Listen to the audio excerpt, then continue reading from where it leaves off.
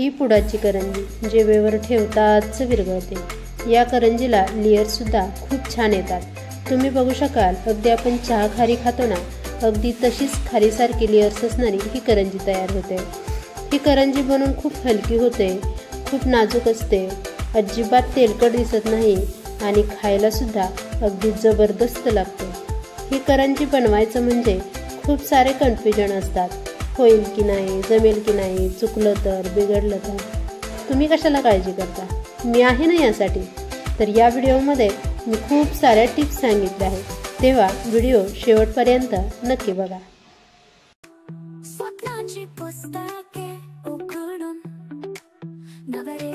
नमस्कार, मी दीक्षा। माझ्या दीक्षाच रेसिपी मराठीमध्ये मी तुम्हा सर्वांचं मनापासून खूप खूप स्वागत करते।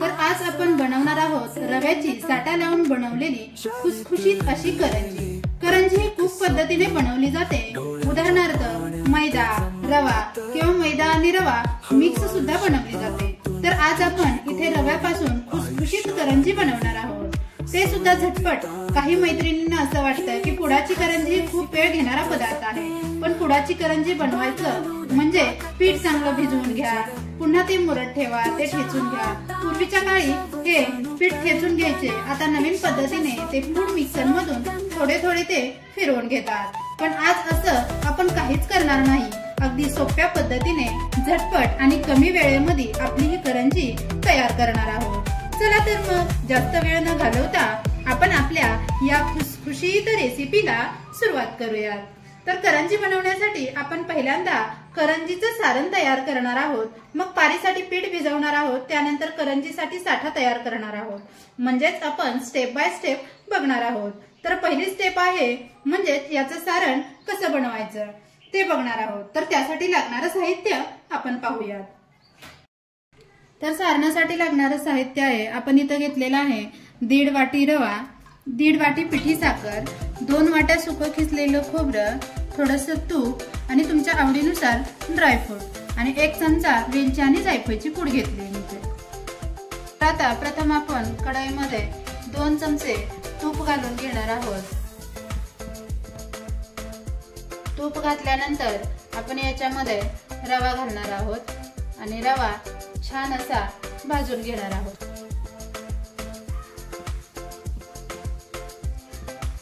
मंद आचेवर सतत हलवत लालसर रंगावरती आपल्याला भाजून घ्यायचा आहे। आपला हा रवा मी 4 ते 5 मिनिटं मंद आचेवर छान असा भाजून घेतलेला आहे। तुम्ही बघू शकता की याला किती छान रंग आलेला आहे, सुगंधही खूप छान येतोय। आपला हा रवा आपण एका भांड्यामध्ये काढून घेणार आहोत। कढईमध्ये आपण अर्धा चमचा तूप घालून घेणार आहोत आणि त्यावरती आपलं हे सुकं खिसलेलं खोबरं ही छान तांबूस रंग येईपर्यंत भाजून घेणार आहोत। हे पहा, आपलं खोबरं छान तांबूस रंगावरती भाजून झालेलं आहे। छान कुरकुरीत असं आपण हे भाजून घेतलं आहे।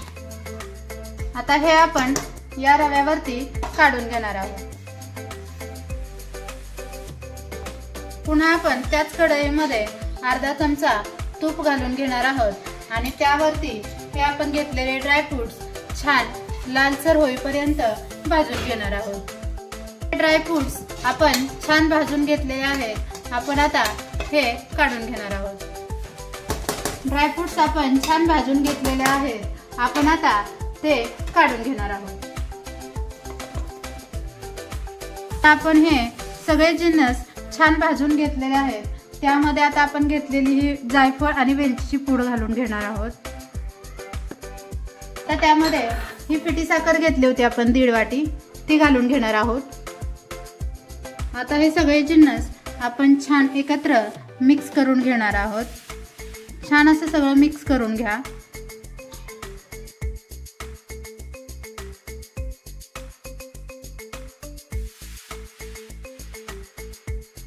मी याच्यामध्ये चिमूटभर मीठ घालून घेणार आहे आणि छान मिक्स करून घेणार आहे। हे झालं आपलं सारण तयार। काय सुंदर दिसतंय ना।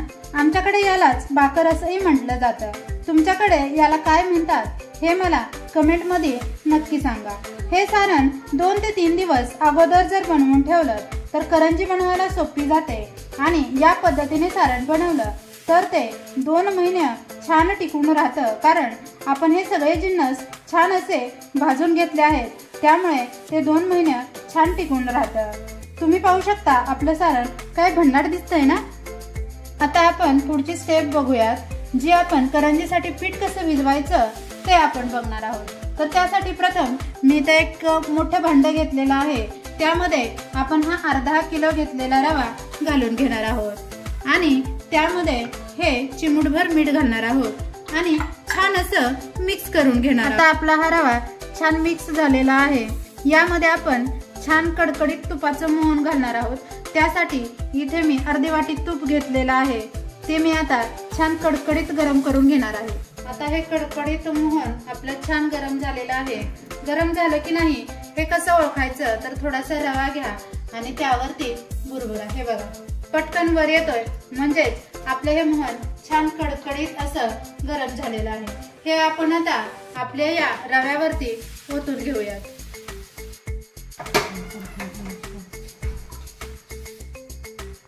कडकडीत तुपाचं मोहन घातल्यामुळे रवा हलका होतो आणि आपली करंजी खुसखुशीत व्हायला मदत होते।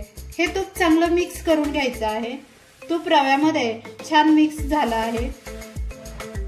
आता हे पीठ आपण छान थोडं थोडं पाणी घालत छान असं मऊ मळून घेणार आहोत। पीठ भिजवताना जास्त घट्टही भिजवू नका आणि जास्त पातळही करू नका, छान असं मऊ पीठ आपण मळून घेणार आहोत। हे पहा आपला रवा छान भिजून तयार आहे, तुम्ही बघू शकता। आता आपण याला 5 मिनिटांसाठी असंच बाजूला ठेवून देणार आहोत। आताच पुढची स्टेप आहे ती म्हणजे करंजीसाठी साठा तयार करणार। तर साठा तयार करण्यासाठी आपल्याला लागणार आहे, इथे मी 5 चमचे तूप घेणार आहे। हे तूप आपण छान असं फेटून घेणार आहोत। मस्त असं छान फेटून घेऊया। फेटून झाल्यानंतर आपण याच्यामध्ये 1 वाटी साठ्याचं पीठ घालणार आहोत। साठ्याचं पीठ म्हणजे काय, तर कॉर्नफ्लॉवर किंवा तांदळाची पिठी वापरली जाते, इथं आपण कॉर्नफ्लॉवर वापरणार आहोत। ही 1 वाटी आपण यामध्ये घालून घेणार आहोत आणि छान फेटून घेणार आहोत। छान असं फेटून घ्या, क्रीम सारखं टेक्स्चर बनवायचं याचं। हे बघा आपला साठा बनवून तयार आहे। अशा टेक्स्चर मध्ये आपला साठा तयार व्हायला हवा। आता पुढची स्टेप आहे ती म्हणजे आपल्याला करंजीसाठी पारी बनवायची आहे। त्यासाठी आपण इथे जो रवा भिजवला आहे तो घेऊयात। बघा हा रवा किती छान दिसतोय, मैद्यासारखा गोळा दिसतोय। याचे आपण आता समान आकाराचे 3 गोळे तयार करून घेऊया।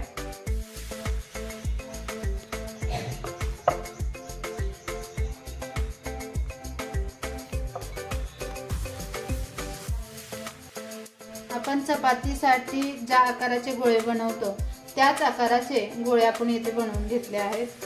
हे आता आपण झाकून ठेवूयात। यातला 1 गोळा घेऊन आपण आता पोळी लाटून घेऊया। आता आपण छान अशी पोळी लाटून घेऊ।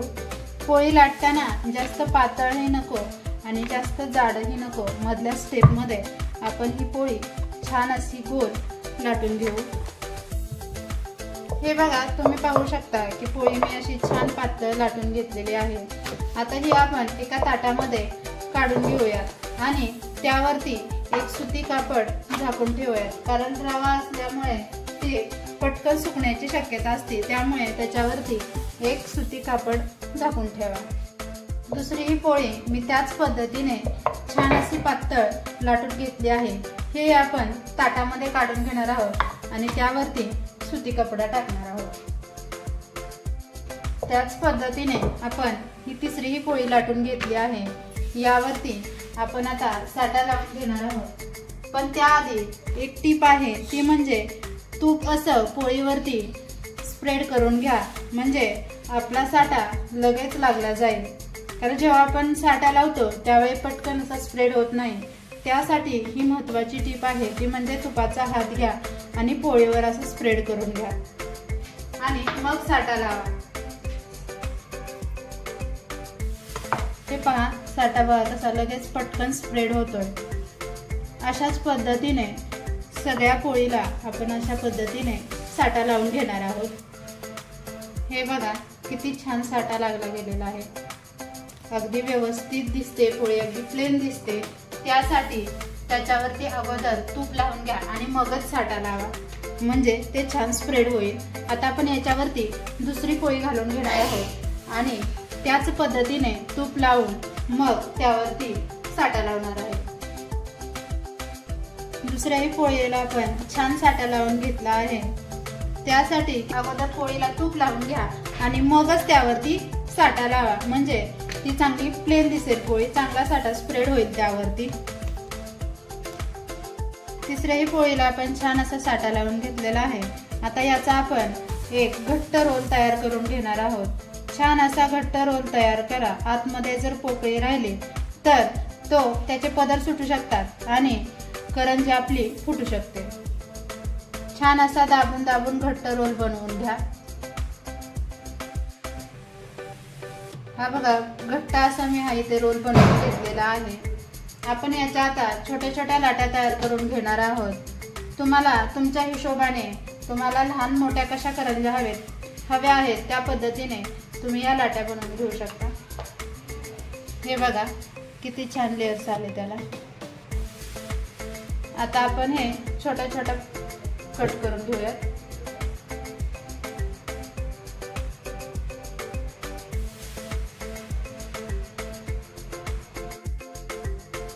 इथे मी छान लाट्या तयार करून घेतल्या आहेत, त्या एका बाउल मध्ये मी काढून घेते।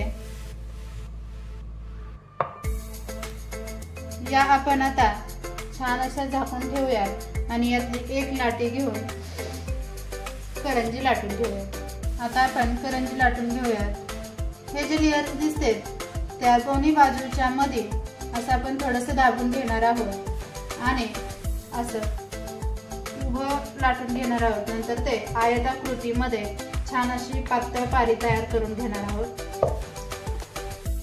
ही आपली पारी छान अशी पातळ लाटून झालेली आहे। ही बघा, याचा आकार कसा दिसतोय, आयताकृती आकार दिसतोय।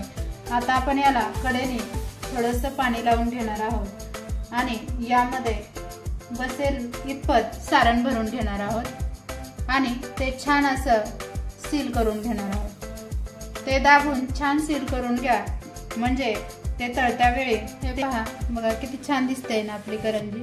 मी छान दाबून असे सील करून घेतलं आहे। हे आता एका ताटामध्ये ठेवून देऊयात आपण।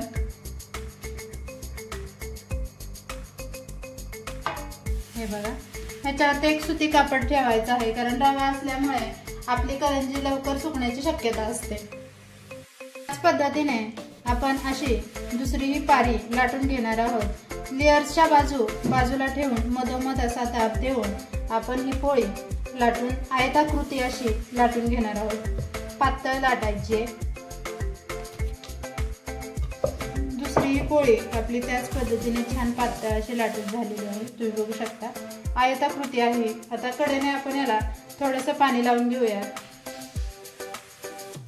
आणि त्यामध्ये एक चमचाभर सारण भरून घेणार आहोत। हे पहा आपली करंजी काय सुंदर दिसते ना। याच पद्धतीने आपण आपल्या सगळ्या करंज्या तयार करून घेणार आहे। हे बघा, आपल्या करंज्या लाटून झाल्या आहेत। फक्त एक गोष्ट लक्षात ठेवा की मी पुन्हा एकदा सांगते की या करंज्या झाकून ठेवायच्या आहेत, कारण रवा असल्यामुळे त्या तळणीच्या वेळेपर्यंत सुकू शकतात आणि त्या तेलामध्ये फुटण्याची शक्यता असते। आता पुढची स्टेप आहे ती म्हणजे करंजी तळायची। करंजी तळायची ही सगळ्यात सोपी स्टेप आहे, कारण ती पटकन होते। तर त्यासाठी मी इथे तेल तापायला ठेवले आहे। तेल मध्यम आचेवर गरम करून घ्यायचं आहे। हे बघा, आपलं तेल मध्यम आचेवर चांगलं गरम झालं आहे। आता गॅस मंद करून करंज्या सोडायच्या आहेत। करंज्या पुन्हा एकदा छान अशा घट्ट दाबून सील करूयात आणि मग करंजी तेलामध्ये सोडायची आहे। करंजी सोडताना तेलामध्ये बसेल तेवढ्याच करंज्या घाला, जास्त घालू नका, कारण आपण पुडाची करंजी बनवत आहोत. जास्त घातल्या तर त्या नाजूक असतात.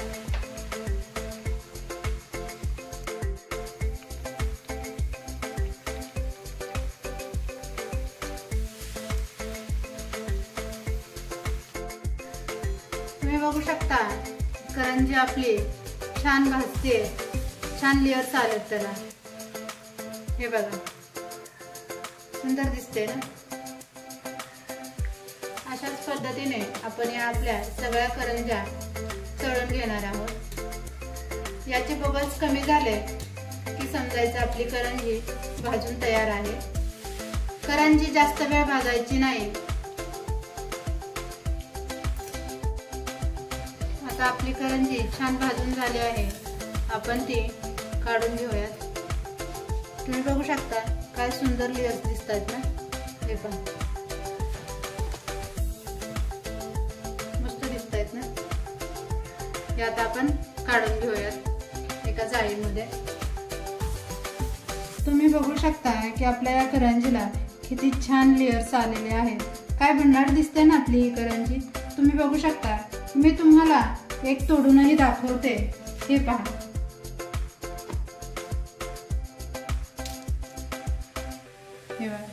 काय खुसखुशीत झाली नाही करंजी. पद्धतीने पुडाची करंजी नक्की ट्राय करून बघा आणि कशी झाली ते मला कमेंट मध्ये नक्की सांगा. तुम्हाला माझी ही रेसिपी आवडली असेल तर लाईक करा, शेअर करा आणि सगळ्यात महत्त्वाचं म्हणजे माझ्या या चॅनलला सबस्क्राईब करायला विसरू नका. पुन्हा भेटूयात अशाच खमंग खुसखुशीत रेसिपी सोबत. तोपर्यंत आनंदी राहा, खुश राहा. धन्यवाद. Bye bye.